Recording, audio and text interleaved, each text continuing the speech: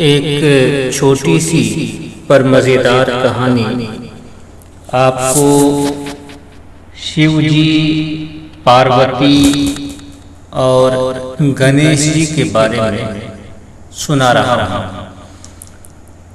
5-6 minute की कहानी है, बहुत मज़ेदार है। ये कहानी है वराह पुराण से, अध्याय है आपको 23। मैं थोड़ा सा पढ़ूंगा, आप देखेंगे हंसी भी आएगी और खैर पढ़ने के बाद आप देखें क्या समझते हैं, मगर है बहुत मज़ेदार। 5 मिनट वक्त लगेगा आपका, आप देख लें तो बहुत अच्छा लगेगा। यहाँ से हम पढ़ते हैं, बस समझिए कि आधा पेज पढ़ेंगे, इससे आप बहुत कुछ समझ सकते हैं और समझने वाले लोग बहुत कुछ समझ सकते हैं। देखें क्या लिखा है। आकाश के शरीरधारी न होने के कारण इसकी मूर्ति असंभव है। फिर तो उन परब्रह्म रुद्र के द्वारा पृथ्वी, जल, तेज और वायु, इन चारों के सहयोग से ये एक अद्भुत कार्य संभव हो गया। अभी हंसी बंद भी नहीं हुई थी, इतने में एक परम तेजस्वी कुमार प्रकट हो गया। उसका इससे आगे ये देख लें, यहाँ आप नजर देखे होंगे, ये है गणेश जी की उत्पत्ति का प्रसंग और चतुर्थी तिथि का महात्मा है। तो इसमें से हम पढ़ रहे हैं। तो यहाँ हो गया तेजस्वी कुमार प्रकट हो गया। उसका यहाँ से देखें आप, मुख तेज से चमक रहा था, उस तेज से दिशाएं चमकने लगी। भगवान शिव के सभी गुण उसमें सन्निहित थे, मतलब शामिल थे, मौजूद थे। ऐसा जान पड़ता था मानो साक्षात दूसरे रुद्र ही हों।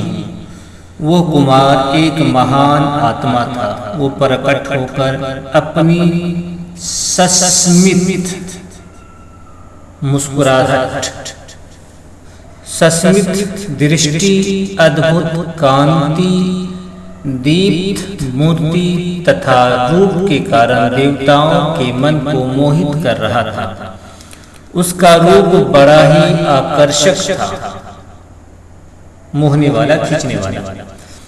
भागवती उमा उसे, यहाँ से आते जो बात हमें बतानी थी, भागवती उमा उसे निर्निमेष दृष्टि से देखने लगी। निर्निमेष कहते हैं एक टक इस तरह से देखना कि पलक न जाए, एकदम आंख फाड़ के, जिसको अपनी भाषा में बोलते हैं आंख फाड़ के देखते रहना।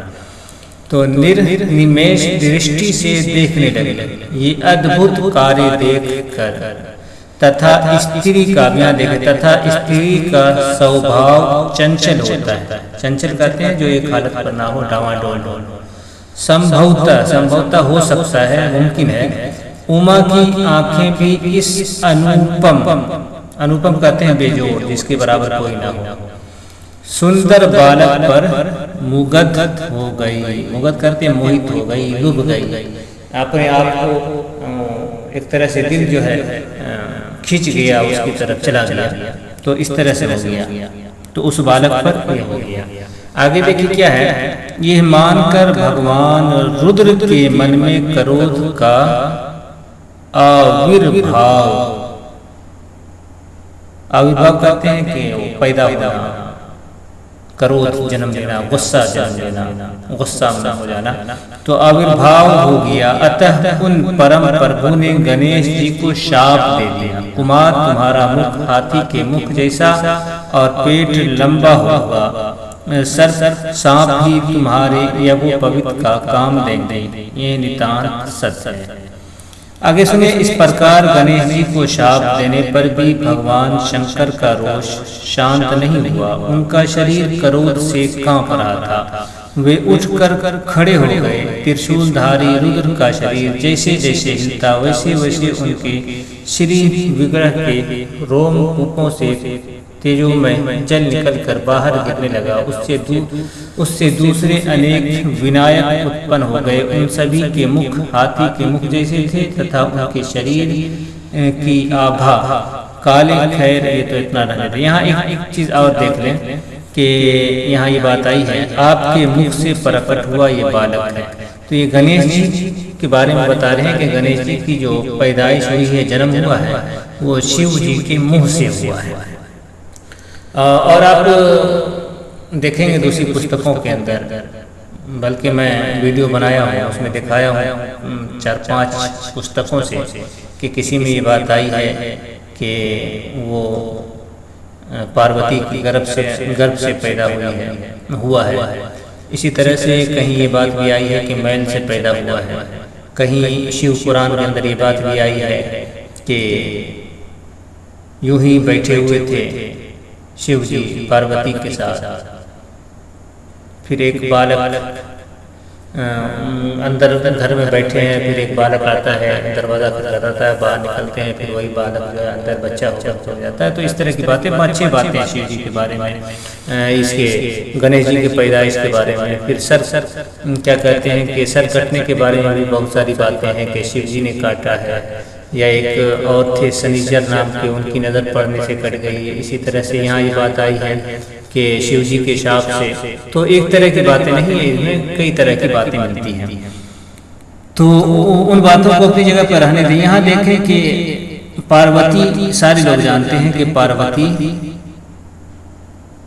इसकी माँ हुई, क्या नाम है, गणेश जी। पर आप देखें यहाँ कि पार्वती किस तरह से देख रही थी, या पार्वती के दिन में क्या कुछ था जिसको शिव जी महसूस किए। जो आपके सामने जो बातें आई है यहाँ पर जो है कि एकदम दिल जो है लुभ गया, मोहित हो गई उस बच्चे पर। बच्चा कौन है वो आप जानते ही हैं, सारी दुनिया, सारे लोग जानते हैं। तो शिव जी को ये बात बुरी लगी कि मेरी पत्नी इस बालक के ऊपर जो है ये हो रही है। तो फिर ये जो है गुस्से में जो उस बालक की शक्ल बिगाड़ दी है। शक्ल इस तरह से बिगाड़े कि उसको शाप दे करके मुंह पे हाथी का मुंह लगा दिए और पेट बड़ा कर दिए कि एकदम आप देख सकते हैं कि शक्ल बिल्कुल बिगड़ जाए, ताकि वो जो एक ऐसा बालक जिसके बारे में बताया कि इसके चेहरे को देखकर अनुपम, बेजोड़, जिसके मतलब बराबर का, जिससे ऐसा कोई ना हो, खूबसूरत, और वो सारी बातें यहाँ पर आई थी। हर एतबार से एक बेहतरीन और खूबसूरत बच्चा था कि ये उसकी तरफ मोहित हो गई, दिल जो है उसकी तरफ चला गया, जिससे शिव जी गुस्सा हो गए। तो ये बात हो गई। और इससे आगे आप देखें जो बात एक और थी कि शिव जी जिसको देवता मानते हैं, क्या देवता की हालत हो सकती है कि खुद को गुस्सा को कंट्रोल न कर पाए। और कहाँ हम देखते हैं भगवान शंकर का रोज शांत नहीं हुआ, उनका शरीर क्रोध से कांप रहा था। बताइए, गुस्से से कांपना ये किसी ताकतवर की अलामत, ताकतवर लोग की अलामत होती है कि कमजोर लोग की अलामत होती है पहचान। जितने लोग कमजोर होते हैं, दिल का कमजोर, बदन का कमजोर, तो जब वो गुस्सा होते हैं तो कांपने लगते हैं, आपे से बाहर हो जाते हैं। और वही बात यहाँ शिव जी के बारे में लिखी हुई है। तो ये चीज़ जो है ज़्यादा देखने की बात है कि भला जिस तरह से ये भगवान की तस्वीर लोगों के सामने ला रहे हैं, ये तो एक कमज़ोर इंसान की तस्वीर है।